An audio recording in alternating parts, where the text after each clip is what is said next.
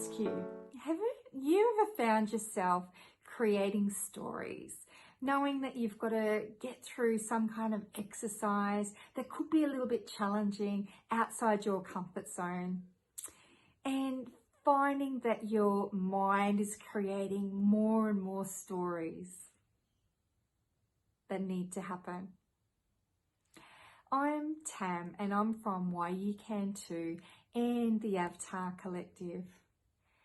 And I absolutely understand and feel what you felt, because I felt the same way at times.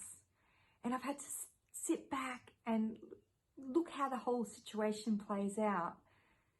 And it's just absolutely crazy.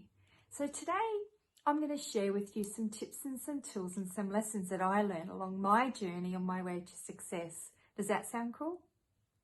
Thought so. Thank you so much for tuning in wherever you are around this magical globe.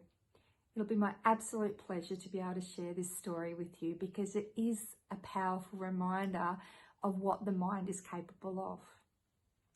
You see, many years ago as an engineer, I was given the gift to be able to do one of the hardest challenges in the world with the SAS, 144 SAS soldiers and myself on the Kokoda Trail. That's 96 kilometers carrying a 25 kilo pack, being the only female.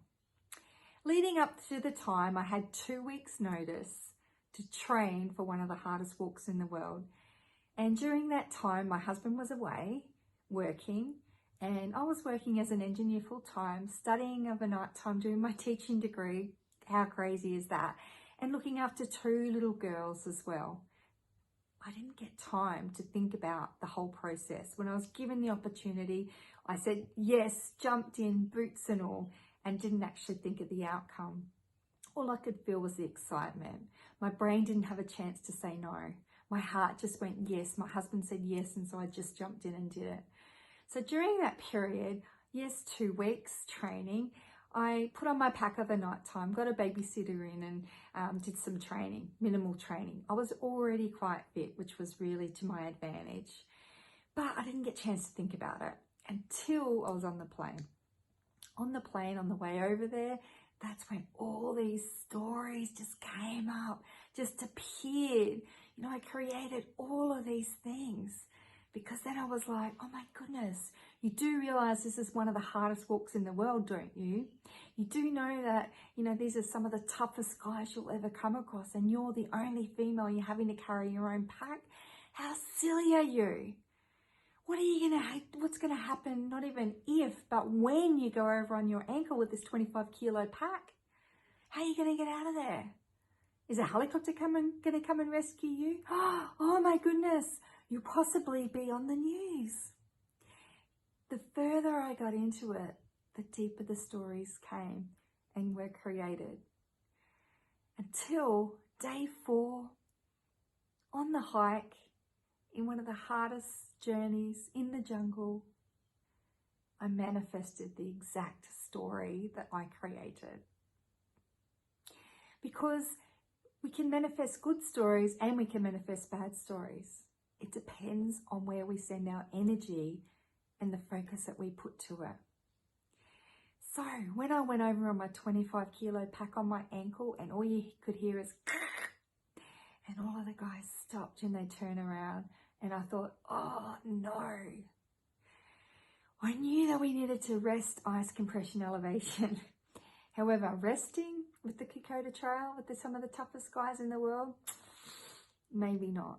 Ice, back then we didn't have ice packs, so I had no ice. I did have compression, so I made the decision to leave my shoe on, and I did, of course, elevate it for a time as well. The most powerful thing that I did was change the story. You change your story, you change your life. Simple as that. So instead of sending the energy on the helicopter coming, going to the hospital, the guys lifting me out there, I set the energy to the outcome that I desired, was me crossing the finish line and being so proud to have done it. So that's exactly what I did, and that is exactly what I achieved. So when I called my husband and said, oh my goodness, I cannot believe it, I've gone through this challenge, because there was no radio contact, I couldn't communicate with him.